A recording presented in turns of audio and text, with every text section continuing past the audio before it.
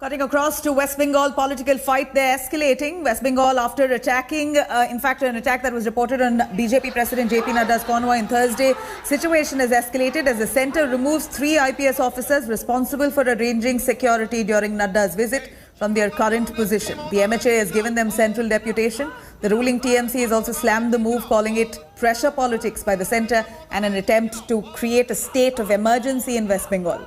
This comes after the Home Ministry summoned West Bengal Chief Secretary and DGP on December 14th to discuss state's law and order situation. TMC alleged political vendetta as a motive for the summons. TMC says that law and order is a state subject and the centre has no jurisdiction over it. After TMC's scathing attack on the centre, both Chief Secretary and DGP sought exemption from the summons, stating that there was no lapse in the security provided. Earlier, West Bengal Secretary had replied to the centre saying that there were no lapses, no security lapses whatsoever, and that the police had registered 3 FIRs, under which 7 have been, although 7 have been arrested so far. There must be rule of law. Constitutional parameters must be adhered. What is indeed worrisome is that governance by Mamata Banerjee is getting increasingly distanced from rule of law and constitution. I have been cautioning her. There are 3 aspects that are indeed very worrisome. The provisions are quite clear. Let's not take time over it. Provisions are IAS, IPS officers are governed by Article 312 of the Constitution. After they are selected, the IAS or IPS officers are given allotted states. They are made state cadres. They may go to the centre on deputation, but the centre has to ask for names from the state government and then the state has to give them clarification. So what is being said is not right. So unless the state releases them, they can't go on. No, they can't go.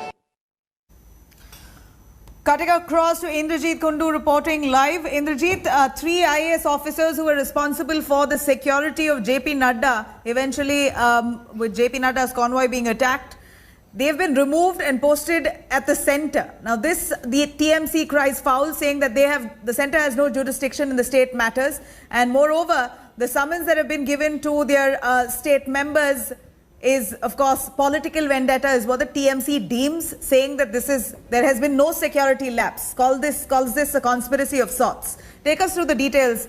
Where is the clash here?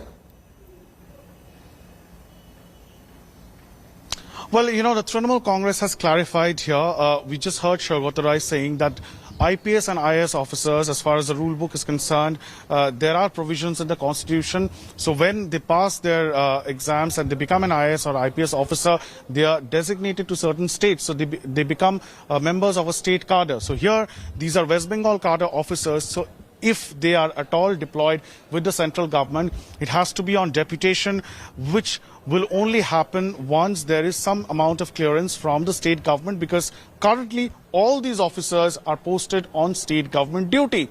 However, what is being seen as an unilateral action on behalf of the Ministry of Home Affairs here, and the Trinamool has registered its protest with Trinamool Congress MP Kalyan Banerjee today shooting off a letter to the Ministry of Home Affairs Secretary saying that they are trying to intimidate state cadre officers here. They're trying to intervene into the functioning of the state bureaucrats, which they say is harmful to the federal structure of this entire matter. So clearly, the Trinamool Congress saying that this is not according to the law, and therefore something of this sort, which the Trinamool claims is unilateral, cannot be allowed to take place. Back to you. Right, Indrajit, thank you very much for joining us with those details as the political clash there intensifies.